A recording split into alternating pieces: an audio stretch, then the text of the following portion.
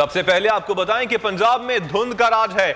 शदीद धुंध के बायस मोटरवे को मुख्तलिफ मकामात से बंद कर दिया गया है।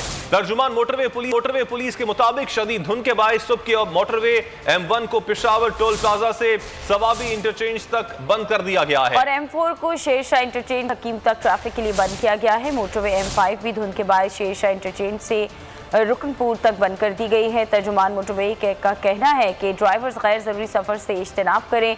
मौसम का हाल बताने वालों ने आइंदा चंद रोज के दौरान सुबह और रात के औकात में धुंध बढ़ने का इम्कान जाहिर कर दिया है। तो पंजाब में धुंध का राज बरकरार है। सूबाई दारुल-हुकूमत लाहौर आलूदा तरीन शहरों में पहले नंबर पर आ गया है। एयर क्वालिटी इंडेक्स के मुताबिक भारतीय दारुल-हुकूमत नई दिल्ली दूसरे, कोलकाता चौथे और कराची 13वें नंबर पर मौजूद है। एयर क्वालिटी इंडेक्स के मुताबिक दुनिया का दूसरा आलूदा तरीन मुल्क बन गया है। पाकिस्तान में तकरीबन 22 करोड़ अफराद आलूदगी का शिकार हैं।